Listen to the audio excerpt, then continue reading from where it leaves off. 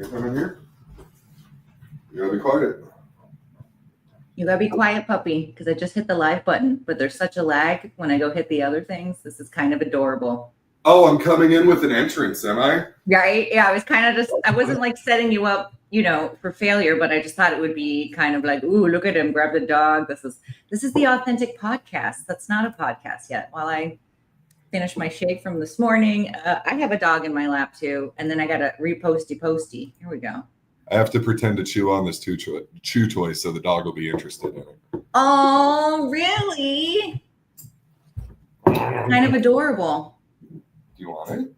Can you sit and wait your turn? We're not sure. Is it your turn? There you go. Now be occupied for an hour or so. Does that actually work if you say be occupied? It didn't work on humans, right? I tried that with my children so many times. And then it did work on the dogs, but only when there was like 4 of them now. In this one. But then for the most part, somehow I am meant to entertain all the people in the things. So I guess this is why I have a sales job and whatever this is, the web series. And hold on as I move. Are you okay? I'm arguing with the dog here. I think, okay. Internet seems stable. Can you hear me? I can hear you. This is good news because my internet's been crappy. So maybe I finally figured, like we did the upgrade and then the upgrade did nothing. So maybe now I don't know.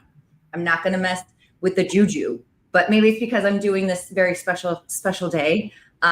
Many of you might be out there and be like, oh, is it Tuesday? Because that's Tori's little face. No surprise. I'm here for several reasons, right? The most important being I have a very fun guest and we needed to talk about things very, very quickly. And I'm going to let him talk about himself here in just like 1 second.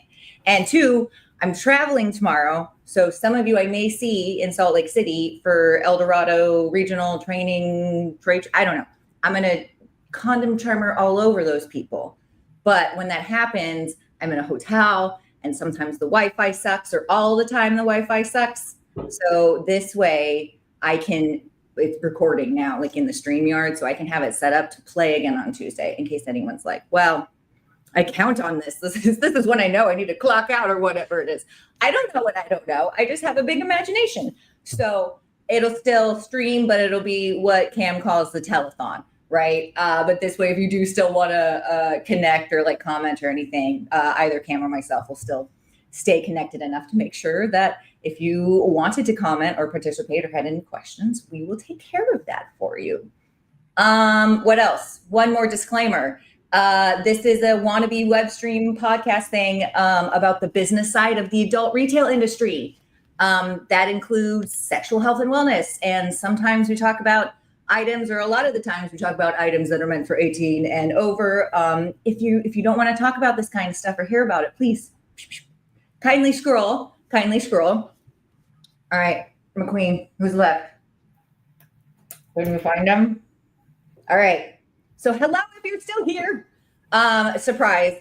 I know it's Monday, but it's Tuesday, and you might see this episode again tomorrow. But maybe this one will be like the top play because we did it twice. I don't know. Break the algorithm. So I'm calling it Manic Monday because I like ABBA a lot, and they've been in my head. So it's a Manic Monday. Oh, look, it's Leah. Yay, yes. Leah. We love you. I like how I turned the dog to see the comment. Like, look, it's Leah. That was like, I'm like, look, you see my dog here? This is McQueen. He's a chewy. He's a very handsome boy. What do you think? Oh, he needs a lot of attention, but he's a little lover muffin. Oh, we love you. Thank you, Leah. Okay. Sidebar.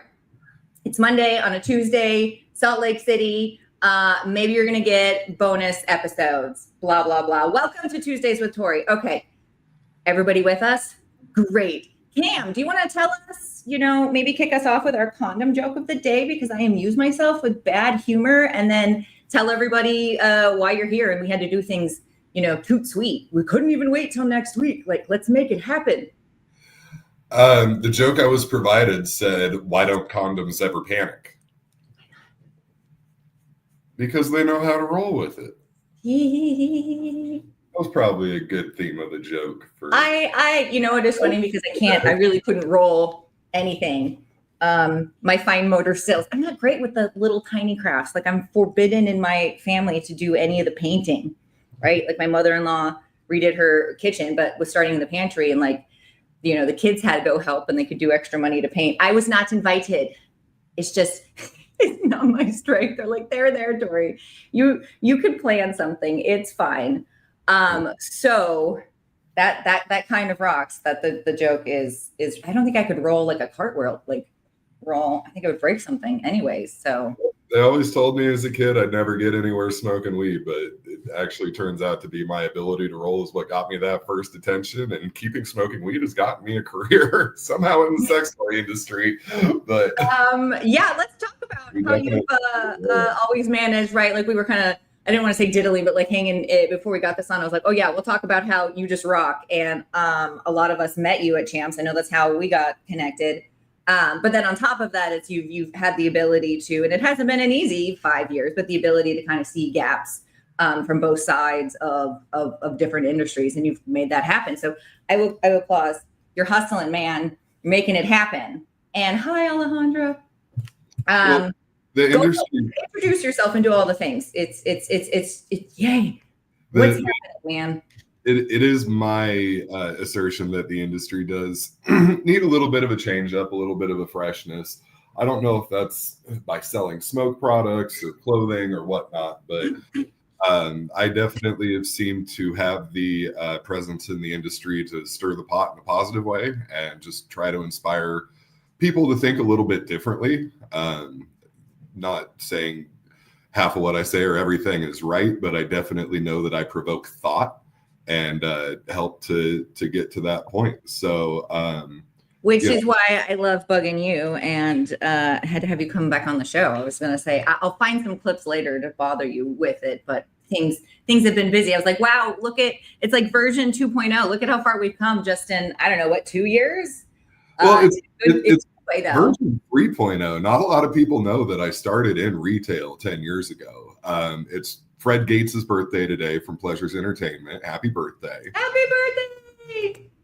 But that was actually my first boss in the industry. What's up, Rodney? That's sweet.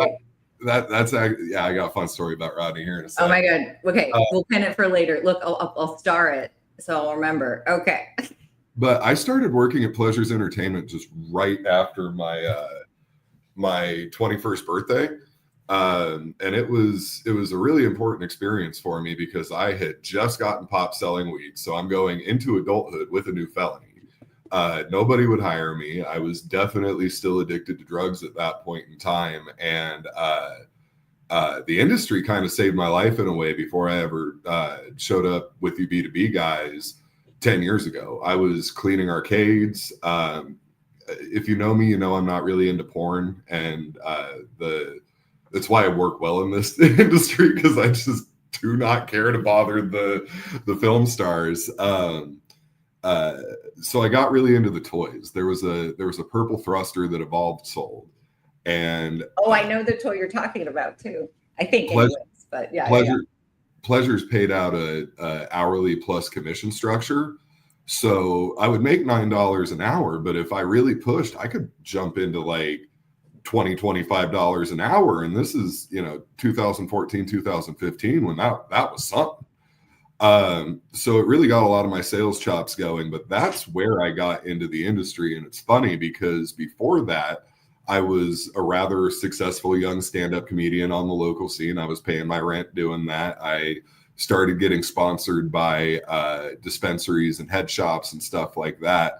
I took a really big hit on a show with Richard Pryor's daughter. We produced it. We pulled it off, but I spent every dime that I had ever made in my life, and then a whole bunch that I didn't make, and ended up in debt.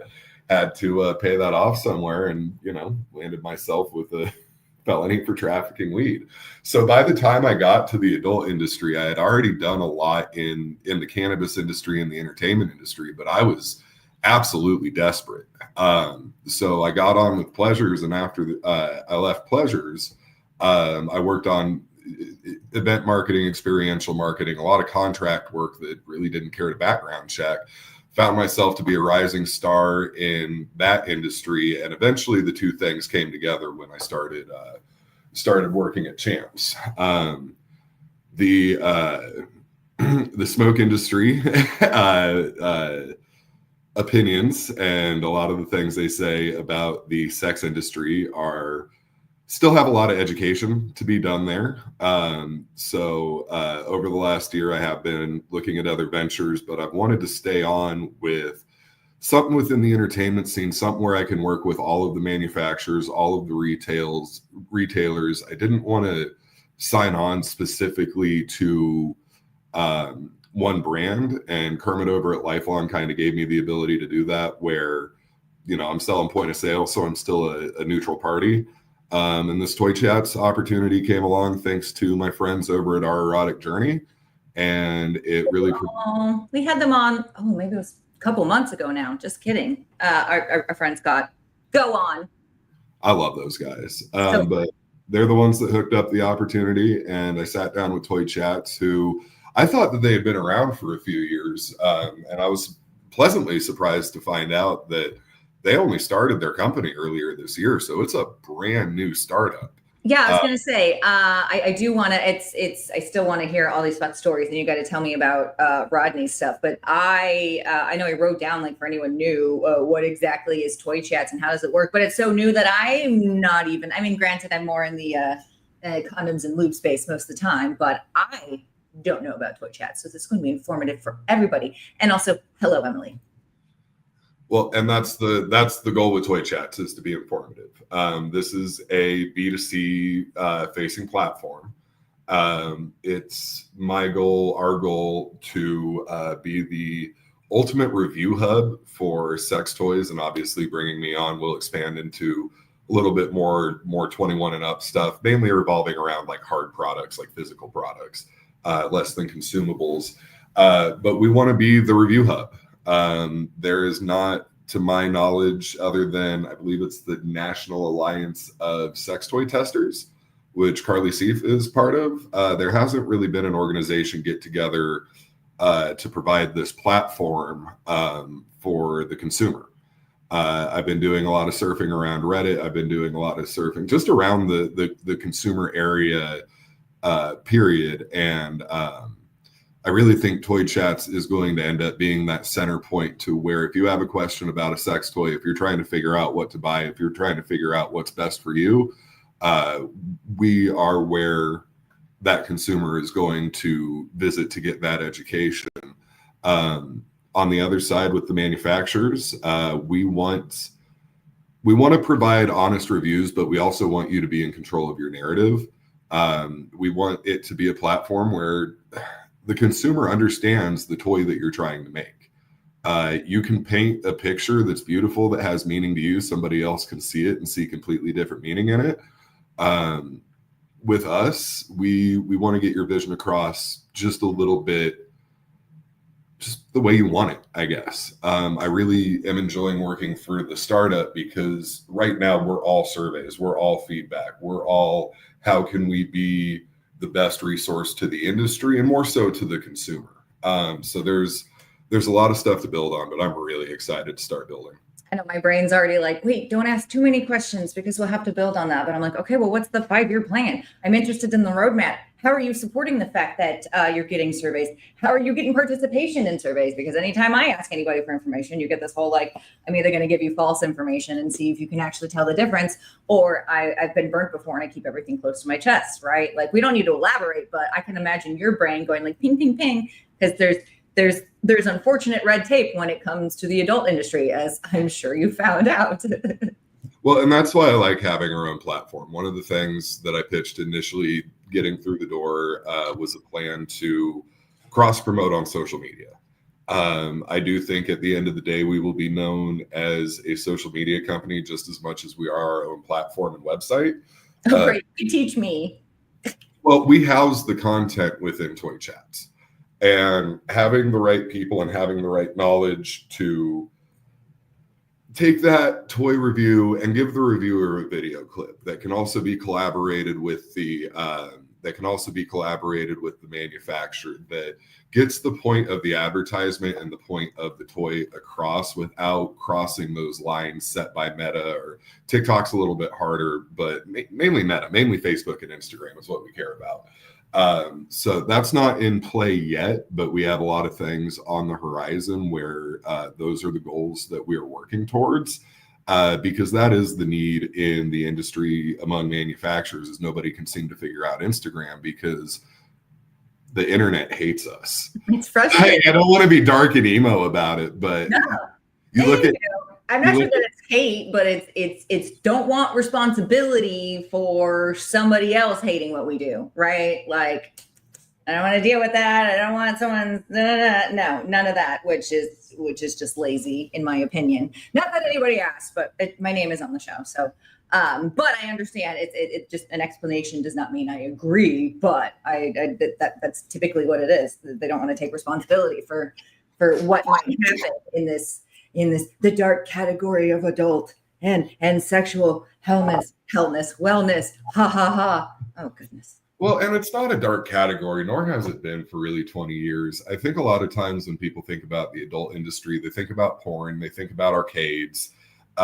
We don't post any porn at Toy Chats. We post suggestive material, sex toys, but it's an after the fact review. You're not going to go to Toy Chats and see somebody getting railed by the toy they're about to review.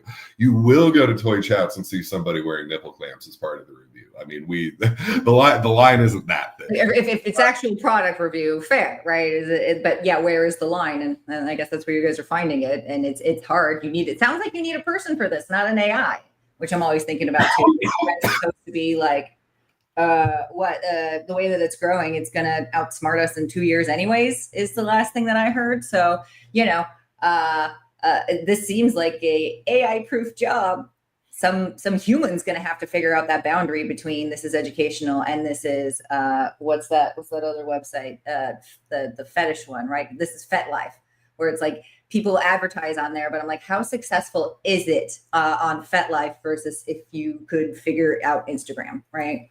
Well, I mean, I'm kinky, so I've been on FetLife since I've been. Does it make you want to buy? I feel like you're relationship shopping, not necessarily nipple clamp shopping. And that's the thing that I've always found interesting about the FetLife platform is FetLife isn't set up for relationship shopping. FetLife is set up to be a community. If you actually dig into it, the developers of FetLife kind of discourage the relationship shopping. They really, and I don't know them personally, but just from my critiques of their site, they really are trying to be more of just a kinky MySpace. They wanted to be what Reddit ended up being for every category. Yeah, I'd say that. But there's also a lot of good industry questions and consumer knowledge within Reddit that I'm figuring out too. So. It's almost like being the expert on all those like Reddits and Quora and like, hey, I could actually answer this for you. Is a needed job, but like, how do you make money on that? Well, and that's where Toy Chats comes in. We pay a minimum of $40 per video review to our reviewers. All right. Let's talk about this. How do you launch something like this, and why it's better than an affiliate program in my brain? Even though we need to talk about the model, why would something like this be so powerful, not just for reviewers and brands, but say businesses, because potentially there's statistics involved or any sort of data you might be able to kind of qualify. Well, so. As far as paying out the reviewers, that's necessary. So if you want to become a reviewer and start making that money, so much for my advertising background. We'll just turn it on. You can go to toychats.com. You can click on the Become a Reviewer tab. You can register with us there. We're about to revamp that with some more options, but get in early with us. And then we pay out per Visa gift card. Makes it easier on everybody for a multitude of reasons. And yeah, if you give us a quality review, we approve it. We post it on our website. We pay you out. Give me a follow-up question on that one. I gave the drill. Yeah, no, okay. So why do you feel like this sort of content is I mean, we touched briefly on why our side of the industry needs this sort of content, but why do the consumers need this sort of content, and why would anybody want to share this? Why should anybody care? Cam, why should we give a crap? What are you going to do with this? How is it going to change? How's it going to impact us? I'm scared of change, sir. Hold my hand. Tell me how you're going to make it better. Well, the cool thing about this project is it's not changing anything other than a lot of first-time consumers, I believe, will get turned off to sex tech or just marital aids, so to say. Romanticals. Based off of a bad experience of a first $100 purchase. I really think that first impression, no matter what store they're going to or ordering offline, really makes or breaks a customer forever that ends up putting money in all of our pockets. So at ToyChats, if they have something that they have their eye on, or even if they're standing in the store with a clerk, it makes it easy enough to search the toy on our website. You can see 3 or 4 people that have tried the toy. They're real people. Some of them are influencers. Some of them are just doing this because they want $40 and they're good at it. You can get their real opinion and you can make that purchase that keeps you coming back, that keeps you comfortable with it. Also, because we don't feature porn on the website and we're really trying to keep it tasteful. It provides a safe space to kind of break that anxiety barrier. I don't know. I remember the first time I walked into a strip club. I remember the first time I walked into an adult store, being young and naive. A lot of these people aren't young. They're just naive. They've never done it. Getting past that door or getting past that, just that initial web page, that can be really scary for a lot of people. Yeah, go back to work, babe. But look, he says hi. So we want to eradicate that fear. We want to take out some of the social stigma and just let people be educated instead of walking into an adult store grabbing the first thing on the shelf. Because you can walk into one of the shops in our industry and you either have the most educated person that might be a little overbearing, or you got the guy that doesn't give a fuck and he's just going to let you spend $100 on whatever. So we want to be that primer. We want to direct them to the right toy, to the right store, to the right retailer, just so they buy another toy and they're comfortable doing it. The more sex toys that actually get used, the world becomes a better place. I wanted to mention Leah over here. She says, we love her, but again, I love picking her brain because she's freshly off the retail floor. She's like, hey, it would be nice to see store clerks using this as an asset during sales. And I love that idea because I remember I struggled with just getting education out as someone that was schlepping lubricants around. But it was always like, hey, we had an update. Now we got to reprint. We got to reship. Did it happen? I'm spending all this money on paper. And then there'd be a turnover, right? Not everybody enjoyed that job. And it's like, okay, well, how do you keep the communication up? I love the idea of having like a website that's like non-biased, but also riddle me this, Batman. Sometimes, or a lot of the times I hear that store employees don't have access to the internet on the sales floor. So then I'm like, maybe this is rhetorical. I'm like, but I'd be interested in other creative measures that could help outside of like this website is going to have all the information. And I can't wait to dump more information on you later. But no, that's just interesting. How do you help everybody if you can't use the interwebs? And look at a girl here. Okay. Even if the store employee doesn't have access to the internet or they're not allowed to use their cell phone, the customer has a cell phone in their pocket. You tell them to pull out the cell phone, go to toychats.com and search the toy. See? And I was going through answering some questions on the r/sex toys Reddit the other day. If anybody knows a moderator from there, please link us.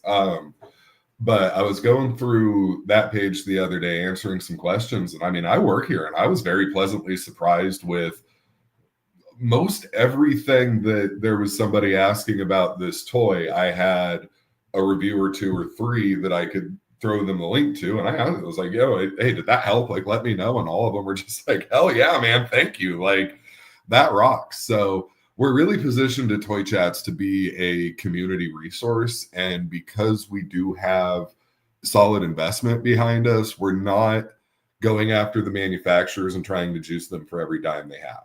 We're not we're not desperate. Like, we have a really good foundation under us to be a resource to the adult novelty industry and the community of people that use sex toys. I mean, they talk. Everybody talks at some point, but I'm banned on Reddit. not going to be able to hook you up with anybody on Reddit. But you know what? There's no shame here. Say it loud, say it proud, girl. You're accepting your consequences.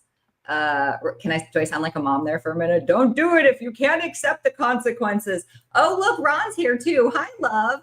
Oh, Ron. Now it's a party. We were talking about education and using websites as on the sales floor, but without making your manager mad.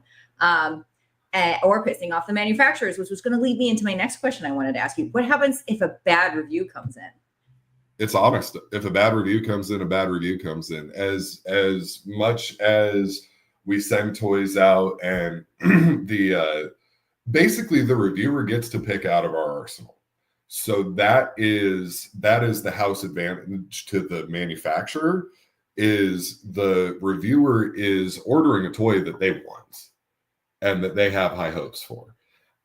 These are honest reviews, and our reviews do not intertwine with our advertising sales, other than we'll be sure to put more toys on the shelf for the reviewers to review, if you're advertising with us.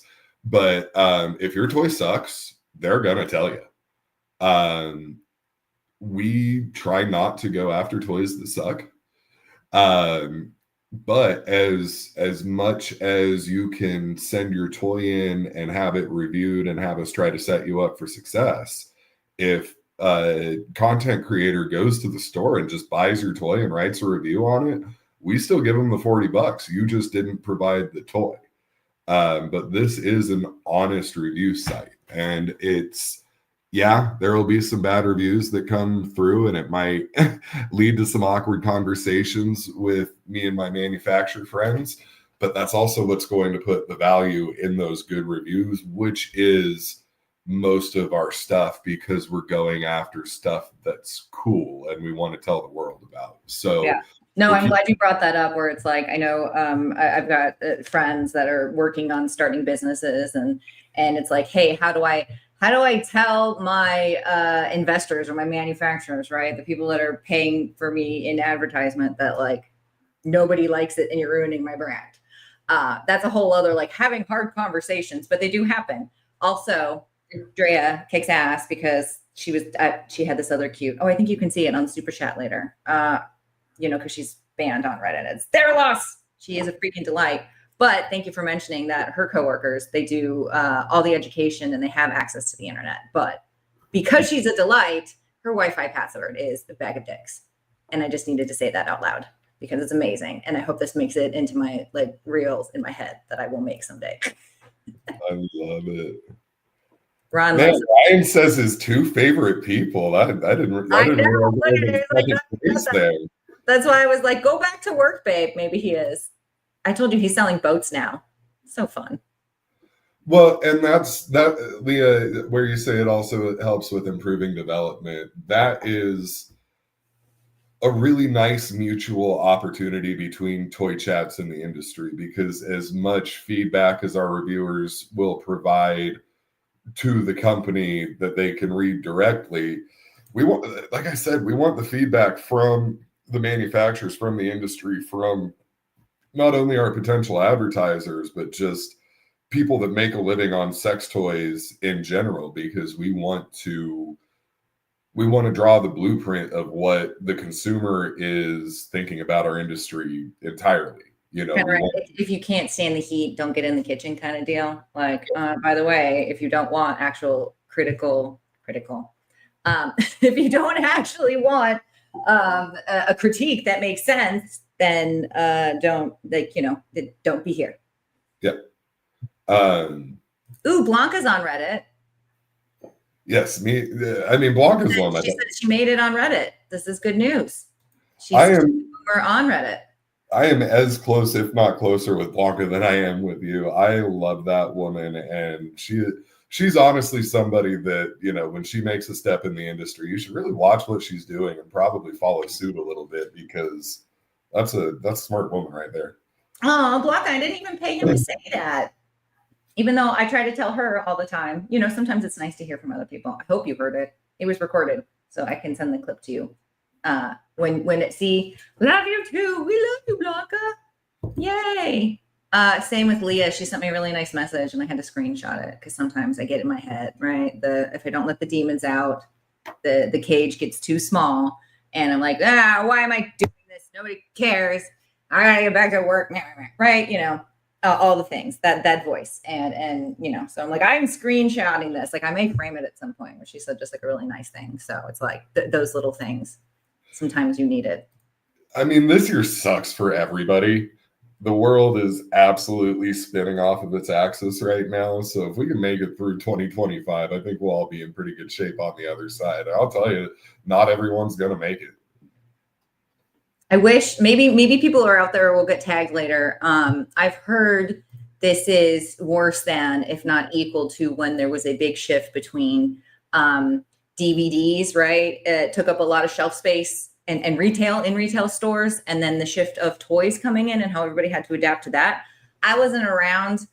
You know, I was part of the lube war wave of things in the last 10, 15 years, but it would be interesting, like, right, like how what measures were taken then and which ones were successful, because we don't know. As an industry, we've been like, we're either super brand new or all over the place. It's hard. We don't have a ToyChats resource to be like, where has the industry gone and what made sense?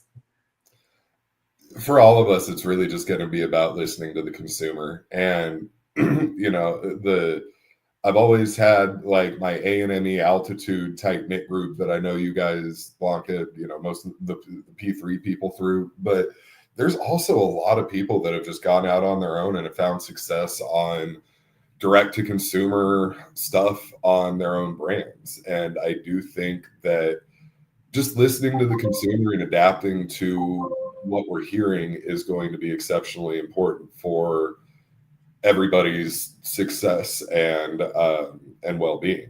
The industry is not like it was.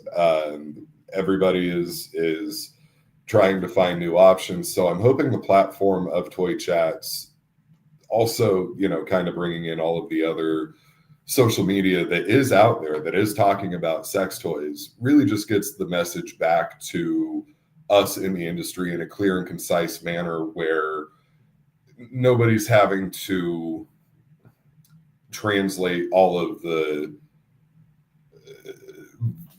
just toxicity and bile that comes out of that world as well. I really do think that we'll be able to consolidate it over here and have a solid message to bring back to the industry and one to bring to the consumer. I think it'll be a really good middleman conversation piece. All right. I see you. What's one challenge maybe in the industry right now that you think doesn't get talked about enough, that like you're really excited to maybe bring some influence to, right? Or spark some imagination? I mean, the biggest thing has definitely always been just thoughts and innovation for me.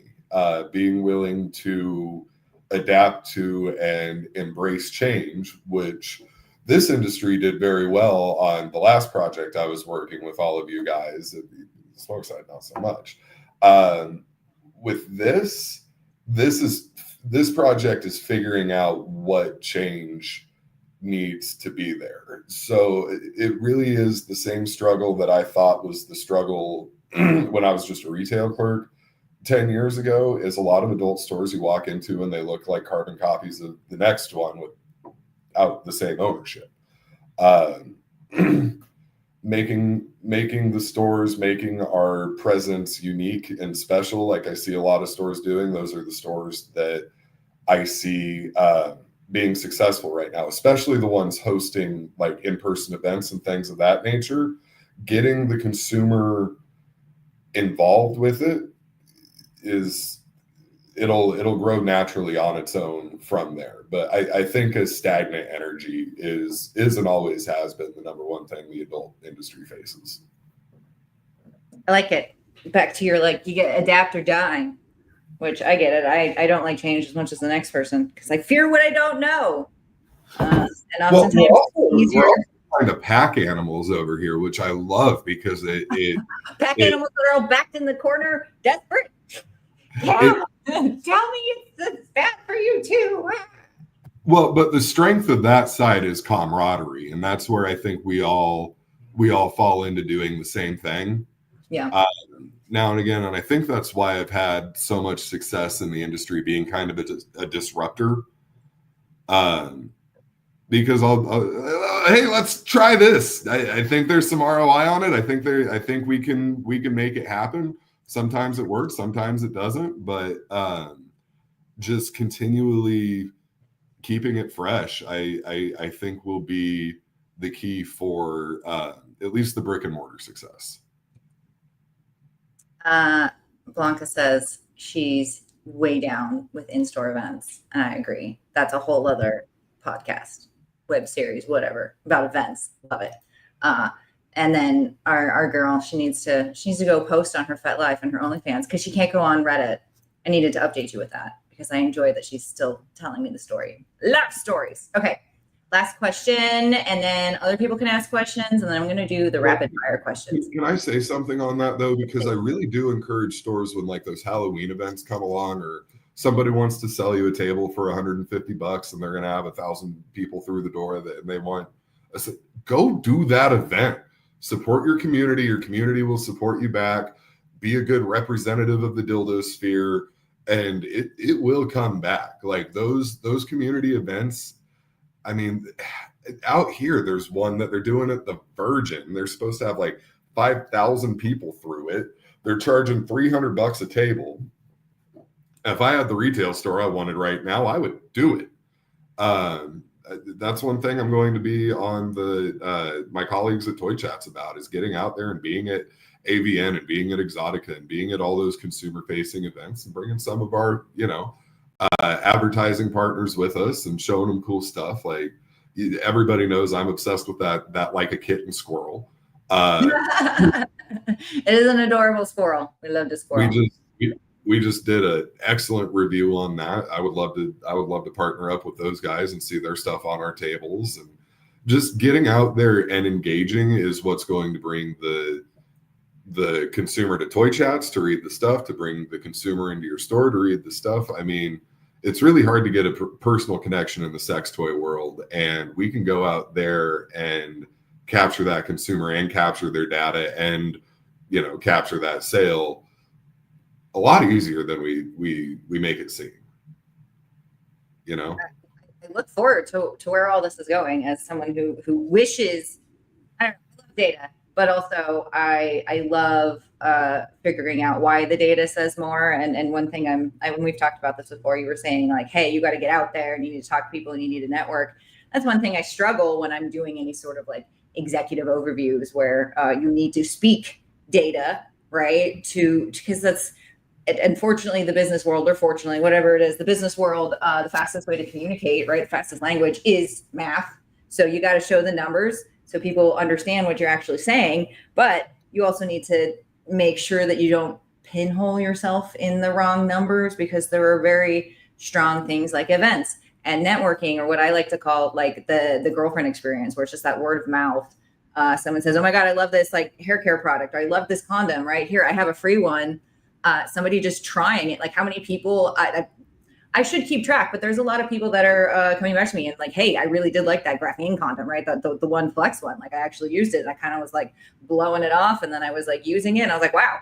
And so that it's hard to track that word of mouth, but that is the most powerful marketing sort of campaign that I feel like anybody can do, right? Just having a referral from somebody else. Yeah, cross promotion and word of mouth. Just the most places you can say the same thing to the most different audiences and have the same things coming out of multiple reliable mouths. Yeah.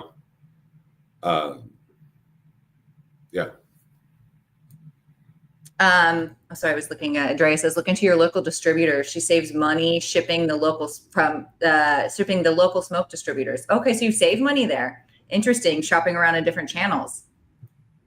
That's and yeah, she's given out. Oh, I love the Laurels. I should touch base with them. Yeah, but right, it definitely like condoms or Laurels are definitely something that it's maybe not as impactful until you're able to see it, feel it, use it, right? And then you have that story. Me and that product, man. That shit should be everywhere. Laurels is one of the. I know you and I obsess over this because you and I understand how. I want to distribute for her, but right, everybody's business strategies don't align at the moment because everybody's. It's too risky to spend the money to expand right now because I think it honestly has more to say about the culture, society, whatever we live in right now, than it has to do with all the business strategies, right? I mean, I don't know what I don't know, but it's also like the amount of I see it in my numbers, the amount of just it's not the market's not growing, it's just switching, right? And I don't think that's a bad strategy, but I'm like, how do we end up growing definitely in things like sexual wellness? Like, honestly, I'm going to be a little shamey right now. I'm sorry, guys. Scroll if you don't want to see it. There's condoms in every single one of everybody's stores, but sometimes, it's hard to want to pay attention to my category because people just set it and forget it. But how can we be calling ourselves wellness anything if we're not supporting condoms? I don't know. But Leah's right, selling the crap out of the V soap. Commodities, you don't just have to sell whatever toys they came into. You need a reason for people. People want a reason to come back too. So you're a destination shop. I love that. Drea is also suggesting local groups on Facebook have been amazing for getting the word out, right? Like P3. How many people are on P3 now? I should know this. 4.4, like over 4,000. I remember when it was like 10 people. And this has blown up just since 2020. And it's interesting to think that it didn't exist before that for a very long time, right? Hey, it's been a great resource for me. And, since getting back into the industry, I remember I showed up trying to poach altitude booths in like February, March 2023. And first person I ran into was Stephanie Griffin at Pleasures, and was like, "Hey, I used to work for you." And she's like, she's like, "You're still alive?" And I was like, "Yeah, I got sober. Life's a lot better now." And glad to see you made it. Yeah, Skinner was he was already a fan of the show, so he put me in P3, and man, the second we were in this group, things just definitely skyrocketed for me. Everybody's here. It made it very easy to learn the industry and how the industry works and the preferences and needs and differences from other places I've been, and be able to apply them here. So I've been really grateful for this group. Paul's awesome and Molly's awesome, and I love to see how it's grown. Oh, me too. I mean, I'd have nowhere to rope my friends into whatever I'm doing right now without it. Right? It helps me. You guys are keeping me sane. We've talked about this all the time. I'll cry another time. Okay. I had one more question, and then everybody else can have questions. If you had to pick one area, right? We've talked about a lot of areas where we're retailers or e-tailers. Where do you think we all need to be working on upping our game to have to finish out 2025 right now? Like where do you think it would be? Consumer outreach. All right. Consumer outreach and education. The only real sex toy ads I see, and maybe it's because I'm in Vegas, like out in general society, is Pink Cherry. Dan is very good at that. That is a playbook that I look up to and I respect. But obviously, that's somebody I watch, and everybody should watch in the industry because that motherfucker knows how to make money. But it really is that consumer outreach. I think Pink Cherry is the company that has done that with the most effectiveness. I see Lovense doing that, as well as Womanizer doing that a lot more. You see Womanizer experiential trailers driving down the highway. People get a kick out of them. They go viral. So it really is about getting your brand in front of the consumer, especially for the brands that only sell in brick and mortar and don't do online. I do think it's up to the manufacturer to do just a little bit more marketing to send people to that retailer so that retailer can make bigger orders to the right, like star like asterisk. There's always that whatchamacallit kind of debate between what is sales and what is marketing, and I'm just gonna like circle back and be like, this is where I remind everybody in the world of Tori, and this is my movie in my head, I'm right. Demand generation is a marketing function, right? So their job is typically to not just appeal to your customers you have now and their campaigns, but to make sure that they can get more consumers into those stores than any other place, right? So well, and that was the industry mistake that I was in the middle of between the smoke and adult collaboration, is we didn't get the consumers on board first. We know historically that adult stores have a legend reputation of you can go get a cool bong for a better price over there, but we never did, none of us ever did a real consumer analysis to see where that crossover was. So picking up because a lot of the data doesn't exist, or a lot of companies like you haven't had a chance to exist, right? Well, once I'm done with it. Oh, I can't wait. Can we compare notes someday, some data? I'll show you mine if you show me yours. You don't keep everything you learn into a random spreadsheet with a map that you call your black book? I don't know. Drea, when you say gonads, are you talking about my man tits? I thought she was just talking about condoms in general. Oh. But I don't know. She is a whimsical mystery. Oh, with the laurels. Yes. Yeah, everybody should be carrying that product. That product is, I think, when something new to the market, like completely, like cock block, where there's never been anything like it, like I would really like to see the industry rally around things like that, especially those two products with such amazing people behind them, cock block and laurels, neither one of which have ever been a client of mine, by the way. I'm like, you should see if you can business matchmake them. That would be hilarious. We'll follow you on the journey. Well, one I think is a godsend for lesbians, and the other one's a godsend for gay males. So I don't really know how much collaboration they have, because hey, you don't know what you don't know. It's still right, like networking. This is great minds get together, and who knows what can happen.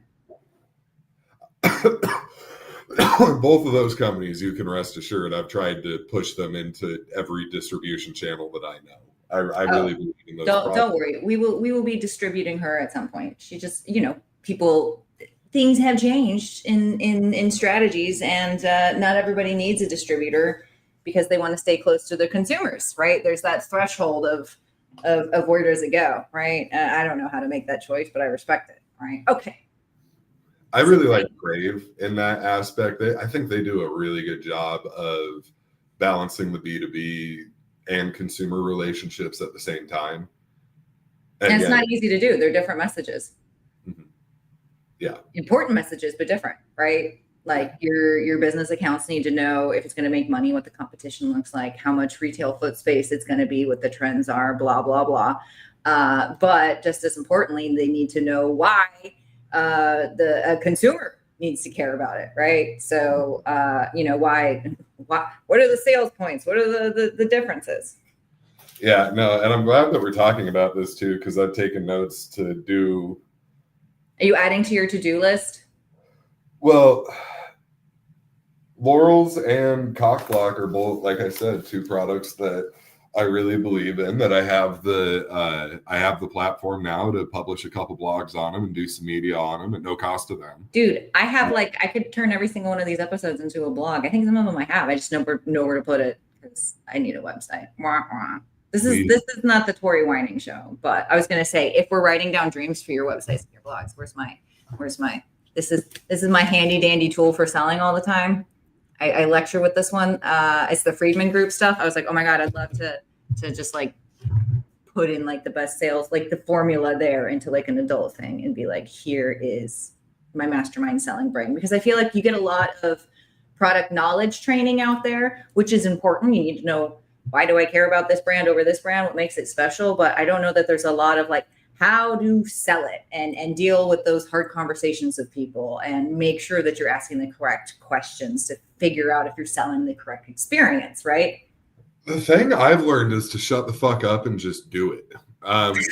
We live in a world of ADHD, short form content, short attention spans.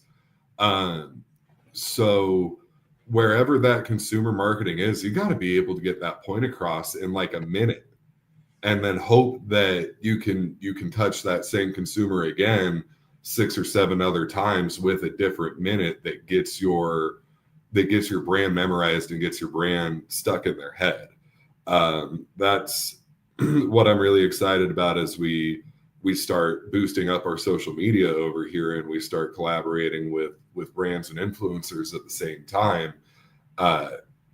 Is just getting that short form content and then having it lead back to a place that has the long form content where we're going over every square inch of this toy, where we're going over every function of these nipple clamps and every little thing that the manufacturer wanted to bring up to the reviewer to tell the consumer. Yeah. Sorry. I lost my train of thought. Oh, ADHD. That was the point I was trying to make. Case in point, we need short-term content because ADHD people will get on a tangent and then they forget what the point was in the first place. That's why I have notes.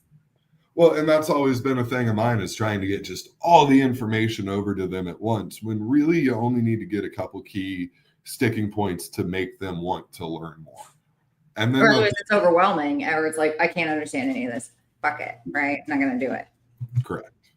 I think it's funny that Blanca told us to work in silence and be a ninja. Psh, have you met me?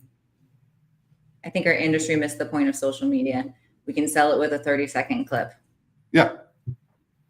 Well, I mean, give the industry some grace. It's 50 years old compared to a lot of these other companies that are hundreds of years old. Yeah, and then the ones of us that are in our 30s just walk and feel and talk like we're in our 50s anyway. So, you know what? I told somebody that I'm like aging in reverse, not necessarily like look wise, but because I feel like I've always had like the soul of a 50-plus-year-old person anyways. So it's like I'm reversed. And finally, like my soul is catching up with my face kind of situation, right? Because I always had like a mature looking face, even when I was like 16 years old, right? It was like the eyebrows or whatever. My daughter's going to have the same problem. I'd like sit down at the Olive Garden and they'd start pouring the house wine and I'd be like, hee, mom and dad, look it. And it was like, not funny. Nathan, you're not really in your 50s. It's the same thing. You've just finally caught up in the separate direction. Don't worry about it. Don't worry about it because I said so. See, that's funny that you say that, because when I think of Tori, I just think of a grown-up version of Michelle from Full House. Well, then that's my other spirit. That's the 12-year-old gay man who I used to be before. You know, it's like when your souls just keep finding each other. I don't know. I don't think I'm on my 13th reincarnation, but at least another one. So that's like the child in me that's like never died. But also we have puns and potty jokes. You got it, dude. We need fresh blood. I'm a freaking boomer. What? No, you're not a boomer. She was compared to the cool mom from Mean Girls. Are you the cool mom? I'm not the cool mom. I am not. All right. Do we have time? I'm kind of like went over our time a little bit. You want to do the rapid fires? Because they're cute for Instagrams if I ever get to it someday. Oh, I don't have a meeting until 3. That's why I asked you to go an hour earlier. You have me. Yeah, well, I try to not go too long because ADHD. But at least Blanca's here, so we will continue to amuse her. This is the long form content. We clip this together and, you know, all that kind of stuff. Right. This is the shit you would only have access to on Patreon. Dun, dun, I don't dun, like this webcam because I feel like my eyes look like they're off track. Wait, is this better? No. It's my camera on my computer. Okay. I just feel like my eyes are. Do you need a whatchamacallit guy? This light guy, the ring of destiny. Of light, do you need one of those guys? My ring cam did break. I do need to get one. See, you need it. There was a solid 6 months there. I didn't want to hear the word influence or think about content creation. None of that. But ToyChats started paying me, and the check cashed, so now I'm into it again. All right, I mean, you got to do what you got to do. Whatever puts food on the table. I just do this again, to catch up with my friends and not get depressed because I work at home, which is great, but also sometimes I need to make sure I'm talking to people. Oh my goodness, she's got bananas and squirrels instead of the I'm a cool mom. Oh, Blanca, we love you. Okay, rapid fire. So you're not supposed to think too long about it because ADHD, right? Okay, so if ToyChats were a condom, would you think it'd be ribbed, ultra thin, flavored? What sort of condom would ToyChats be? Ultra thin. Heck yeah. Transparency to the point you're protected, but it still feels real. Heck yeah, I like that. Authentic. Dun dun dun. One industry myth you'd love to bust. One industry myth I would love to bust. That we need to be mean to China. I always said there was going to be one day that comes to roost, and this is more on the smoke side, but you know, everybody has their Chinese manufacturing partner, and they want to be mean to the rest of them. Come March, when all the tariffs hit, we learned that these guys are actually really valuable partners in what we do, and that we can't make money without them. So every job is important, right? In the cycle. Yeah, I mean, on the smoke side, but it exists on the adult side as well. You know, I understand business between manufacturers, but I would like the myth that racism is necessary to just go the fuck away. We're all working with Chinese, all of us. Yeah, period. Like it's kind of like the curtain's been lifted. You're not special. You cannot make a vibrating motor in the United States. No, you can't. You can't make a condom in the United States either. Period. People keep asking, and I'm like, sorry, there's these are your two choices, and those are the price breaks. And then I have people send me an address. Well, what is this?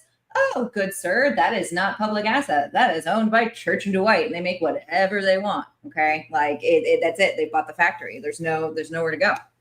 Yep. So the myth that kind of behavior, that kind of language behind closed doors or in front of anybody is okay. I would just like to see that go away. Yeah, I think just in general, there's a way to elevate your business and you know, still take care of you and your team, but also you don't need to be so mean to the people that got you there or other people that are in different positions, right? Just figure out what the problem is. Be a good leader. Period. Exclamation point. Okay. So what would be your dream collab? Like your first one that you'd love to see on ToyChats? Who's your first target? When like, no, it's not going to happen. You're going to get it.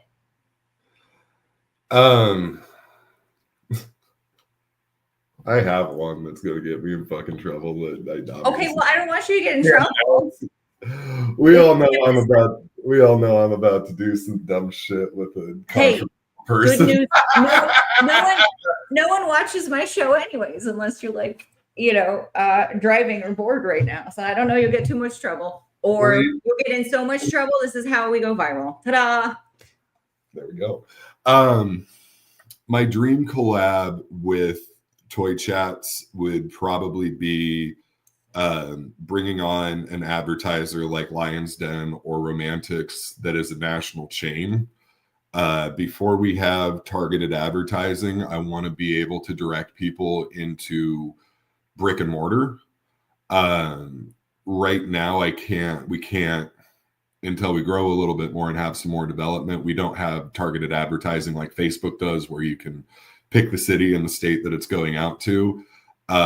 So I would really like to link with one of those national retailer brands that carries these products in all stores, because as much as I can tell that we are going to be forwarding to online retailers and brand direct sites, my passion, my heart is in brick and mortar.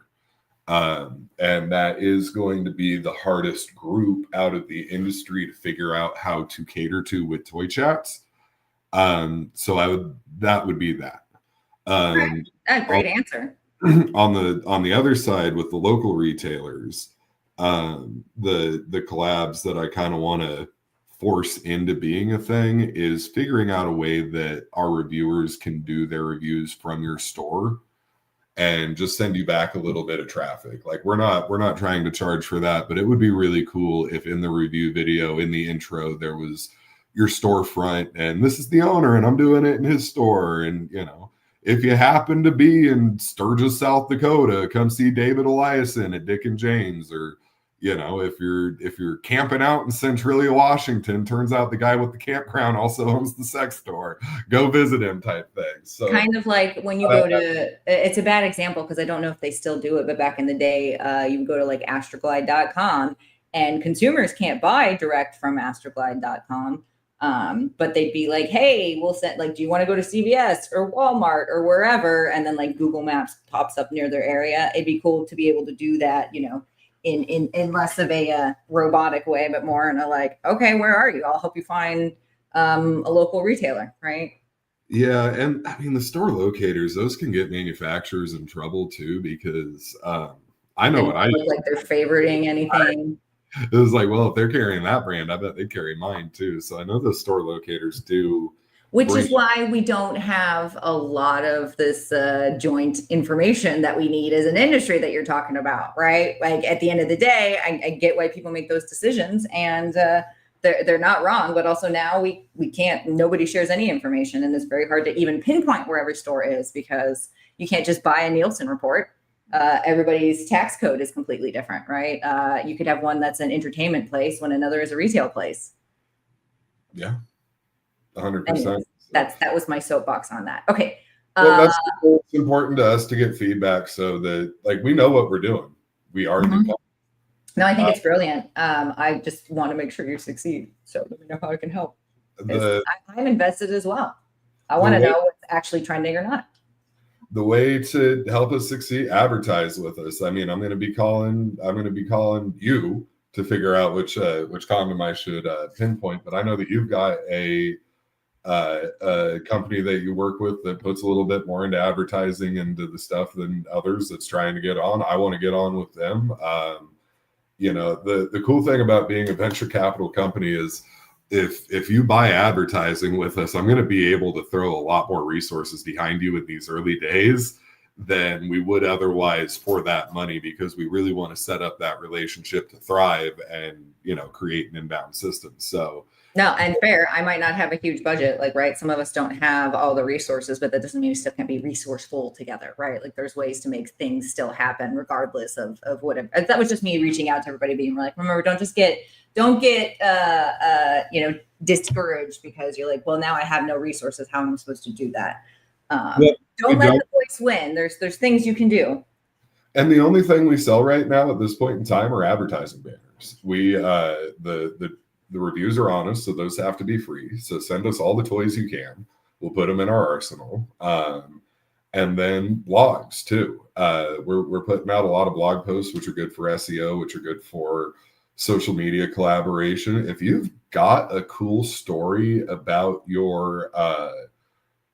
about the way your company came up or how you operate, or if you donate this much to whatever cause, or hit us up. Let's get that story out to the consumer. That is also a no-cost thing. Just wherever you can rally around this concept, we'll rally back around you as we grow. This company is seeing 50% growth in homepage impressions every month. He's got the stats you can take back to your boss. We are growing. So yeah, it's just as much feedback as we can get, as many ideas as we can get, as much as, hey, the industry needs this and your platform might be a good way for that. As long as it's consumer facing and bringing people back to spending money in the industry, I personally don't have a horse in the race to which company that is with. A little bit of favorite to whoever jumps on as advertisers or, old clients, but we just want to see the industry thrive, and we want to see consumers be comfortable. And if we can make consumers comfortable and more confident in their purchases, that will mean better numbers for the distributors, the stores, the manufacturers on the other side. Yeah, like it's a win-win for everybody. If we're not selling, then people are not producing. If we're not producing, then we can't sell. Like all of the things. It's a circle of life, of business. Yeah. So I do hope that the manufacturers and the master distributors will trust us to take the message to the consumer and then push that back through the store distributor up the ladder. and we'll all make money. So if you weren't in this industry, what totally different career would you have? Just like, I mean, I'd have my old one. I'd be in sports marketing still. I do miss that industry a lot. COVID killed that, which is why I decided to say, you know, I was a 420 rock star back then. I want that old life back and to see where it leads. Had that old life for a couple of years, but this is the return on investment here for the adult industry is going to be so much more than what I was doing before. And it will be a return on what a lot of us were trying to do before. We collectively, with me as the lead account manager, fucking running on, we simply skipped the fucking consumer part on the smoke side. And a lot of that business is still there for a lot of us. We just need to attack it right. And that starts with the consumer stuff. So trust me, there'll be a couple bongs, a couple little vape devices, stuff like that thrown into these reviews. And you know, maybe in 3 or 5 years, that B2B dream will happen again, to where there is consumer demand in an adult store for smoke products to get your bottom line up there more. The smoke industry also has a lot that it needs to figure out right now with the 7-hydroxy and all the consumables that are really becoming a liability for that industry as a whole. And we don't need to pull the adult industry into right now. I think you all should carry vapes. I think you all should carry kratom. But now that we're talking about 7-hydroxy and 4-ACO-DMT disguised as mushrooms, and this new nootropic Xanax shit that's coming out, I can't put my name on any of that. I don't think you should sell anything in your store that could hurt somebody. I think the line is enhancement pills, and if it does anything more to you and your body chemistry than that, I don't think it should be sold in adult retail or even smoke retail. So I do want to encourage the cannabis crossovers and the bongs and the vape hardware and the stuff that really promotes harm reduction, which does include kratom. But and condoms. The consumer has to lead that. So I'm not giving up on any of my old goals. I've been back to the original conversation, that this project started for me when I was trying to get Fred Gates to carry bongs and Broadway pleasures, and telling him, hey, if you carry bongs, I came here with a following from my comedy days, I can sell them. And you know what he did? He never fucking did it. But 10 years out for him. Just kidding. 10 years later, I still think that is an exceptionally good idea. I think that it breaks the social stigma for a lot of people to get them more comfortable to talking about a fleshlight, to talking about a marital aid. And it's good for all of us. So I hope on the consumer level that I'll be able to marry those two ideas, but more so what I'm looking for is just broad positive outcomes for the adult industry, whatever those may look like. They just start with the consumer. Yeah, I love that. Seems like we could wrap this all up and like just work hard but be smart. We can do what? Like if just pop that whole thing into a little bubble. My TLDR in my head was like summaries. Like you need to work hard but be smart about it right now, right? Yeah. Make it make sense. Okay. Now we have to wrap up. So this is the final question, because I've already gone over time and I've had fun, but also I have other work to do, and I think you do too. But this is fun, and we'll play it again. I think we've got pretty good viewership for a Facebook Live and a private group. So right. So I mean, I'll take it. Right. If only one person, if it's our 5 friends that we keep inspired, you know what? I'll take that. That's like, I'm not here for a long time. I'm here for a good time. Oh, I got to tell my Rodney story though. Oh yes, tell us the Rodney story, and then think about the wrap up question, which is like, what's a piece of wisdom you want to leave with the audience? Like, what's like your sign off? Say la vie, right? But also tell us Rodney's story. So Rodney has been in the Rodney Circuit Smith over at SOS Distribution, Fuck Brands, and all those guys. We love those guys. Yes, he has been Common talking. was sending me pictures of a possum and like videos of this little baby possum, and me and my kids were just going nuts. Sorry to interrupt. I had to talk about the possum. No, you're good. So he moved to Vegas recently, and we've been talking about this for months. I mean, I've been so excited. Me and Rodney get along really well. And so the other night, we went out. It was his daughter's 13th birthday, and I have some entertainment plugs, so I was able to get us some comp tickets to that Tape Face show I'm bringing everybody to. Oh, fun. Went out, had an excellent time talking about, yeah, man, we're gonna hit the road. We're gonna sell some enhancements and point of sale systems to the same shop, all this other shit. And he's like, hey, do you want to come over? You know, after this, we'll eat some cake, smoke some weed. Well, he doesn't smoke, but you know, Kalia. Have fun. Hell yeah, dude. His kids are awesome, by the way. Those two deserve a Parent of the Year award. But we go back and tell me why this motherfucker lives across the street from me, practically. Oh my goodness. So neighbor for real, neighbor. That rocks. And you had no idea. Like you just moved there, but you didn't do the where did you move until like just recently. I go out the exit of my neighborhood instead of going on the main street. If I go straight, I'm in Rodney's neighborhood. So wow. Oh, I love this for you guys. Yes. Oh, you have sleepovers and I don't know. What do you guys do when you guys hang out? Do you sports or do you talk about sales? Did you go sports? Which sports? Actually, the bonding shit between him and I, other than sex toys, is he's a really big horror movie fanatic. Okay. I'm not a horror movie buff, but I am a theater kid. And lately I've been doing some small parts and shorts and underground horror movies to get my, that's been like my hobby lately. So you got to practice your craft. People that I go ask to about that. Oh yeah, they love casting me as the monster and the bad guy, being 6'5", you know. Oh my goodness, this is gonna be fun. I can't wait. I'm gonna go find your clips now or make you send them to me. There's a feature length I was just in that I was just an extra in, but one of my songs is featured in. What's that movie called? Dude, where's my car? Just kidding. No, Sky Ulibar is the star of it. Man, I'm bad at this. It's a good thing I didn't star in the movie. It's a good thing I didn't star. Up here reading the comments, but yeah, I did that, and then I was also the bad guy in a short called Triggerhead, which is just like a 9-minute film where a whole bunch of people go on vacation and they all get murdered for being dumb kids. By a giant in a scarecrow mask, and I'm that giant in the scarecrow mask. So, ooh, dun dun dun.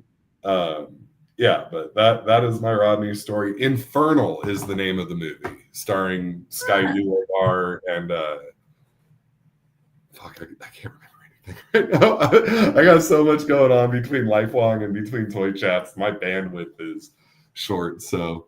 It's okay. We'll wrap it up here soon because doesn't mean you can't come back on because we'll have to be like, hey, how's it going? What sort of interesting insights have you come up with? So, okay, is that like your wise word of wisdom? What do you want to leave the audience with tonight? What's your like mic drop for everybody? I mean, it's not even tonight, but I guess it will be. I think the mic drop right now is just know your lane and never give up. Don't be afraid. Don't be afraid to look crazy with some of your decisions if you know that they're right for you. I've looked like an absolute insane man for the last 8 months, but it's all coming together the way I manifested it would, knew it would, and thought it would. And there's a lot of things that were keeping me up at night that don't anymore, and I'm really glad that I followed my gut on it. So. Oh, that's a hard one, being able to trust yourself. So, I'm proud of you. Not that you needed my affirmations or ask for my opinion, but keep kicking ass, my friend. Seriously, thank you for coming on. I'm going to drag you on again. If anybody is out there and they have a topic they'd like to discuss, or you would actually want to come on and I will interview you and we'll have fun times, please. The show is for your guys and for my mental health. Thank you again, Cam. Everybody check out toychats.com. I will go back and make a link because that was what we're talking about. If you're just tuning in, we're working on building smarter connections with better resources, and Cam's going to help lead this for us. I do have one last thing to say. Yes. I do still work for Kermit. I am still over at Lifelong Merchant Services. I've placed 5 machines this month, which usually we only see about 1 or 2 a month out the door. It's a hard thing to sell. Square's shutting people down. Clover's being assholes. Everybody's trying to be the morality police again. So if you're a retailer, hit us up. If you're on a cash register, hit us up. Any Square Lightspeed, any Bolt, let us give you some purpose-driven hardware. Hit me up. We'll get it moving, and then possibly send some influencers to your store to do that thing too. It all kind of works off each other. But don't forget about the POS thing. It's really important, and we've really saved a lot of stores' asses so far getting it in there. Mostly, that's a huge topic too. Because I'm curious to see, right? I think whatever came down, Trump said that major credit card companies like Square and Visa, whatever, need to go back and reassess this. I wonder if that's going to be a good thing or a bad thing for the industry, right? Because a lot of people got kicked, as you were saying, because they either had something adult or they had cannabis or CBD or something like that. And now supposedly you're supposed to go back and make sure you weren't biased on any of those things. So for the industry, hopefully, if you go to, and that is detrimental to us and lifelong. Our company exists because Square sucks. But is it because, I don't know, I'm sure you guys can turn that being like, yeah, they had to reassess, but guess who's been here the whole time, right? Well, with our purpose-driven hardware, with our software that was made for smoke shops, it also works really well for liquor stores and adult boutiques. That kind of stuff will keep us on top. I mean, we have 8 a.m. to 4 a.m. Eastern time, in-house support, a whole bunch of stuff that the bigger guys can't offer.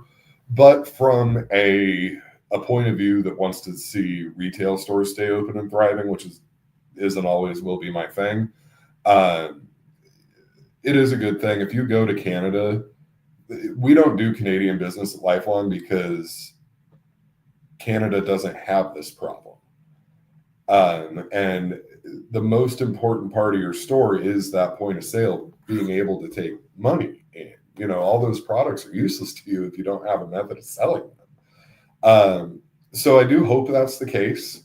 It would make it a lot easier for everybody else. In the meantime, we will enjoy the profits that they don't want. There's a lot of money to be made in that 2-3%. We'll take it, and we'll make sure that stores are operating off of that. Right. No bias here. You're going to pay it to Square. You're going to pay it to us. And we actually, Kermit owns a couple vape shops. I'm trying in the process of opening adult stores. We got 2 empty rooms right now, You'll get there. Yeah. And a lot more people would get there if there were easier point of sale options. We do our best over at Lifelong, but if the big guys wanted to get their heads out of their ass and actually support brick and mortar retail across the board, that would be the right way to go. Until then, I'm appreciating them financially on my own personal level by staying dumb about it, Yeah, right. Well, I mean, again, who knows if it will disrupt that side of your industry at all, right? Stay tuned, but it is interesting. Over here, if that happens over here at Lifelong, we will be fine. Kermit will continue with Vapors Alley. We'll continue with retail. If the government wants to make it easier for payment processing, we're more than happy to see that happen, even if it's at our own detriment. At the end of the day, the most important thing is brick and mortar retail. We got you guys. We believe in you. You got it, dude. You got it, dude. All right. And fingers crossed that the Wi-Fi gods are kind tomorrow. I will restream this, and then potentially you guys are going to get a fun behind the scenes bonus little situation with me bugging Nathan, and we stuff gift bags for the show he's dragging me to, and I ask him questions about event planning, because why not? But I don't want to promise anything because the Wi-Fi gods have not been nice to me recently, so we'll see how it goes. I'll teach you how to use CapCut later. Okay, this sounds amazing. All right, guys, everybody's been great. Cam, thank you for coming again. Everybody who supports this little web stream and wants to be a part of it. Again, I see you, I appreciate you, and I'm not being too mushy today, but also it's a day to just be real sometimes, right? So I do appreciate you guys being here. Haha. Yes, Nathan is dragging me, right? I know. He's hilarious. He thinks he's funny. Whatever. This is where I sign off now. Good night, Nathan. I'll see you guys later. Mwah!